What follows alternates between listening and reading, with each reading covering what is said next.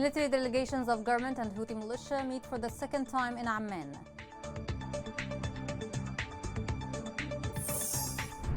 UN envoy proposes gradual mechanism to open Taiz roads, with Houthis plan unilateral measures.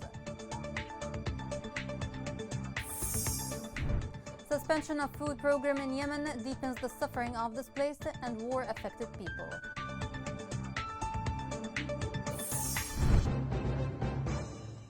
Welcome to Yemen Today TV. This is the English news with me, Rana Sweden.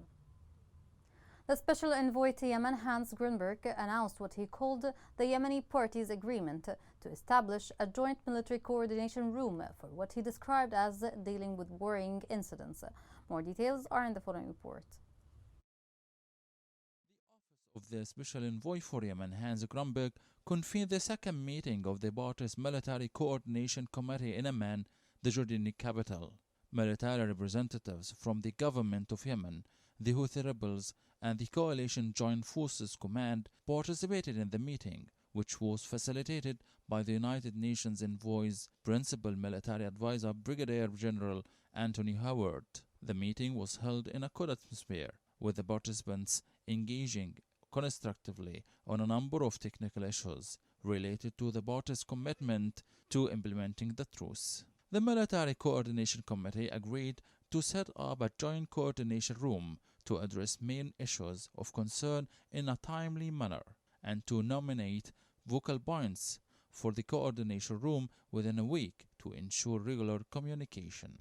Brigadier General Hayward said communication and trust building are necessary for de-escalating the conflict in Yemen. He added that despite numerous ongoing challenges, the parties' commitment to constructive dialogue and exchange on de-escalation efforts demonstrate their intent to uphold the truce and alleviate civilian suffering.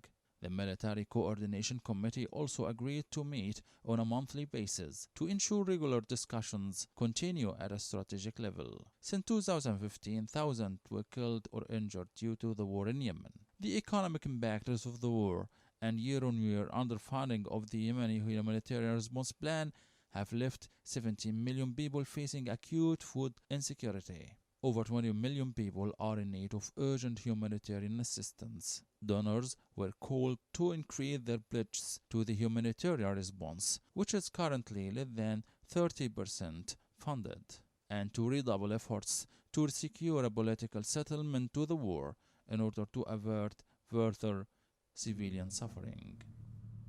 The government team to Amman's negotiations confirmed that an agreement was reached in Amman to open 5 roads in Taiz governorate. The government team said that the reached agreement must be accelerated and the rest of the roads should be opened during the next few months. Moreover, they called upon the international community to put pressure on the Houthi militia to quickly implement the truce. A day earlier, UN Special Envoy Hans Grunberg presented to the government and the Houthi militia a revised proposal for the gradual reopening of roads. The revised proposal called for reopening of roads, including a main line leading to and from Taiz. The following report has more details. Discussions continued Tuesday in Amman, Jordan, with delegates from both parties to negotiate an agreement to open highways in Taiz and other governorates in accordance with the conditions of the truce agreement. Based on consultations with both sides, Special Envoy Hans Grunberg discussed today with the government of Yemen and Ansarullah a revised plan for the progressive reopening of highways, including an implementation mechanism and assurances for the safety of civilian travelers. The revised proposal asks for the reopening of highways, including a primary route into and out of Taiz, as well as roads in other governorates, with the goal of alleviating civilian suffering and improving commodities delivery.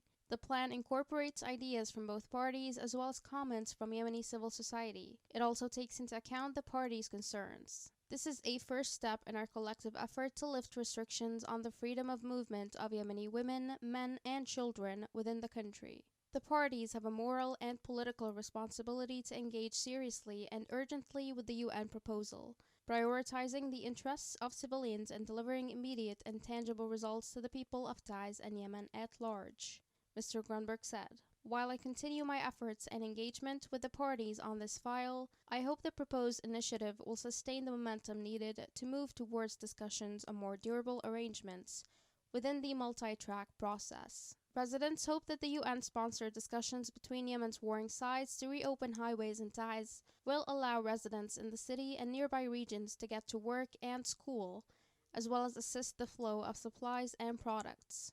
A settlement is also necessary to solidify a rare truce that was extended for another 2 months last week between the government and the Houthi movement, which controls much of North Yemen. Still in Taiz, merchants carried out a public strike in front of their shops, denouncing the state of disorder. The merchants called on the local authority and the security services to provide protection, maintain security, and arrest the criminals. U.S. Special Envoy for Yemen Tim Linderking said that the United States is firmly committed to reaching lasting peace in Yemen. Linderking stated that the U.S. was cautiously optimistic about the situation in the country. He added that the truce was positive, but more work was needed, and called upon the parties to choose peace over war and destruction. The Western Coast fronts witnessed more than 35 violations of the Houthi militia. Also west of Taiz, 12 Houthi violations were reported, with the militia using artillery, snipers, and various machine guns. Media sources reported that the 2 soldiers were injured in a Houthi drone attack. The government forces said that the Iran-backed Houthi militia committed 464 violations from the 1st to the 5th of June. The violations included targeting army positions with rockets, artillery, and various calibers and booby-trapped drones. Civilian households in the eastern neighborhoods of Taiz were also targeted with light and medium weapons.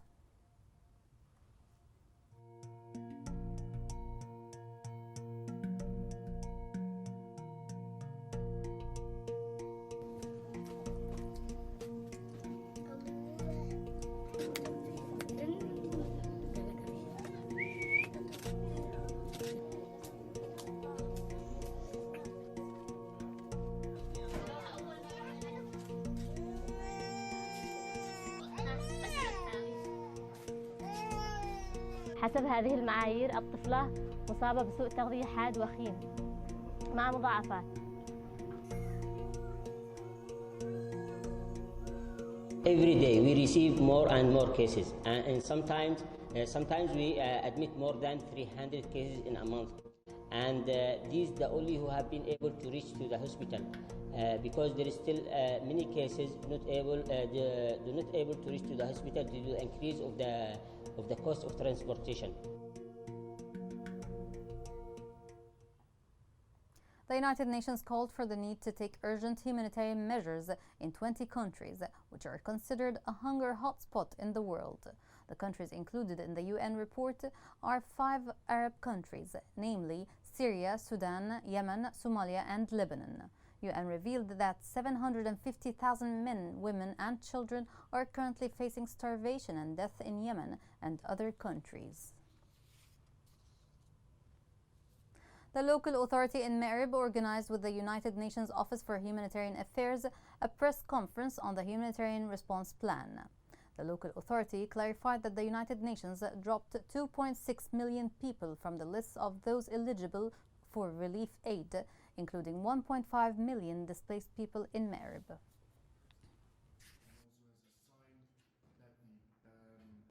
Collaboration and partnership.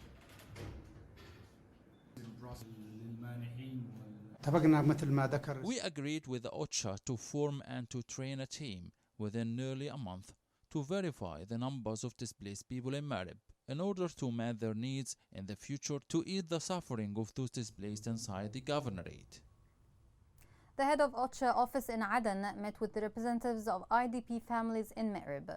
The UN official listened to the IDPs living in Al Sumaya site to hear about their concerns and recent challenges in the delivery of safe water and food assistance.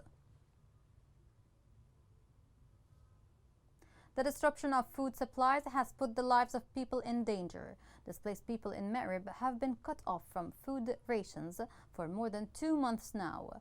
People are threatened with starvation and death. This report has more details. Displaced people in Yemen continue to suffer, and some of the families have lost their jobs and their only source of income, and others have lost their home, and returning to them has become almost impossible. Many children and displaced people suffer and struggle with hunger and death, especially after they lost their source of income due to the conflict in Yemen. No doubt, the absence of the World Food Programme in providing food assistance for displaced people in Marib Governorate will make them suffer because many of them depend completely on these food baskets. The World Food Programme keeps stealing food baskets, and they stole the food portions for April. Also, local authorities met with the delegation of the World Food Programme to distribute the food baskets, but until now, nothing happened.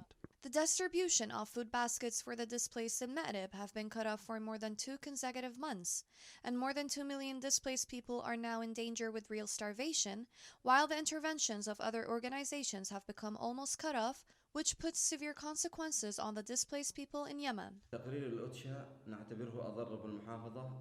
OCHA report has negatively affected the people. The World Food Programme has made the displaced people suffer more due to the delay of the distribution of April food portions. Many days have passed, and people don't have any food, and this has created a burden on the displaced people and made them suffer even more. The Houthis' continuous violations led to the displacement, killing, and a journey of suffering for the people in Yemen, in addition to the disruption of the aid provided by relief organizations, which left the displaced people starving. The international community should act as soon as possible, or the people in Yemen will die out of starvation. Medical sources in Ma'rib reported the death of 2 girls who drowned in Ma'rib Dam just days after the opening of the main gate of the dam. Every year, these areas witness similar incidents of drowning. Most of them are children and women. Coming next. People in Hodeidah struggle in summer in the absence of electricity service.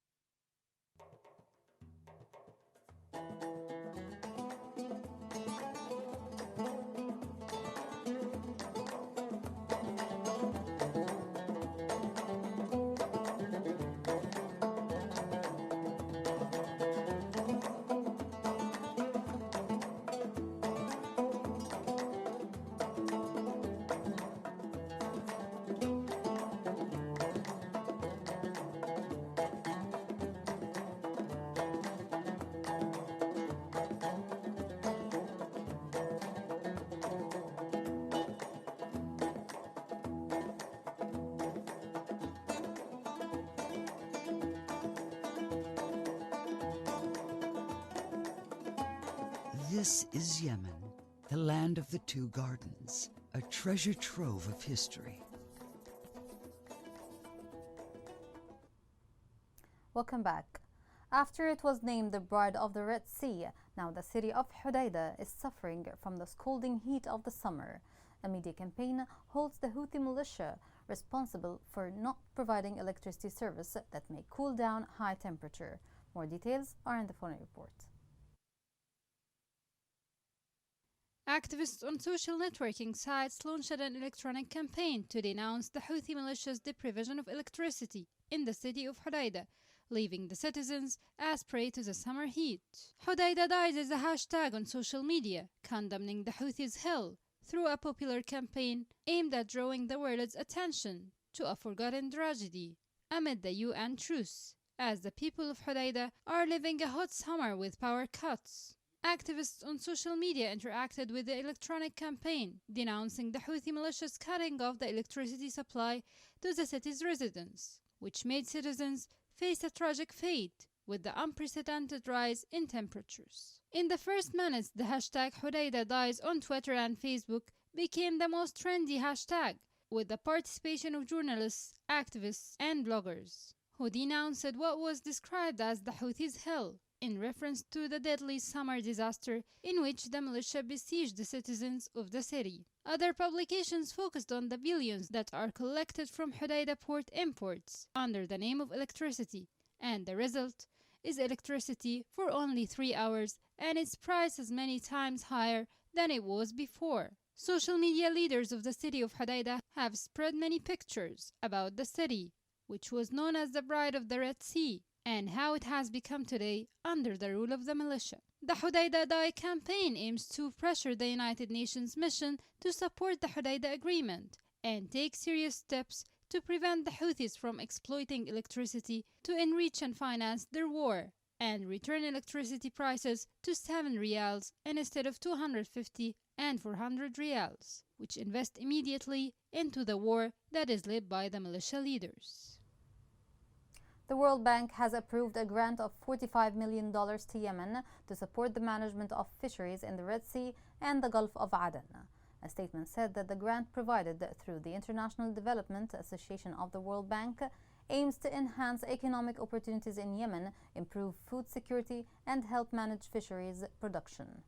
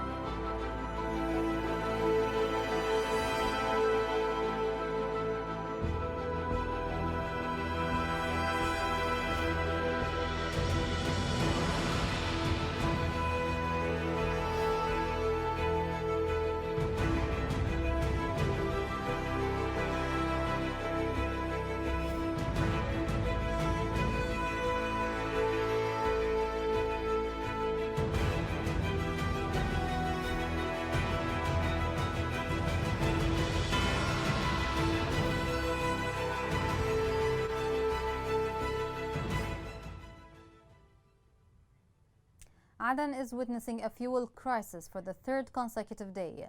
Local sources confirmed that owners of gas stations continue to close their stations. Local sources stated that private gas stations keep large quantities in their tanks and at the same time refuse to supply vehicle drivers.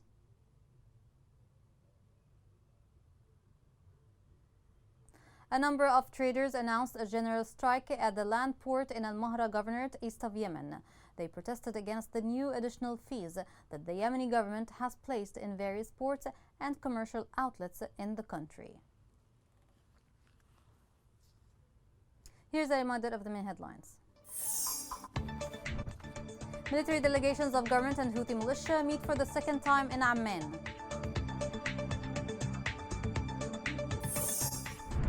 UN envoy proposes gradual mechanism to open ties roads while Houthis plan unilateral measures.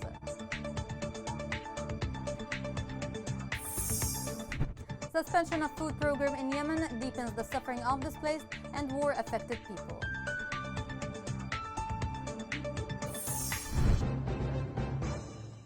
This is the end of the news. For more, follow us on Facebook, Twitter, and YouTube at Yemen Today English.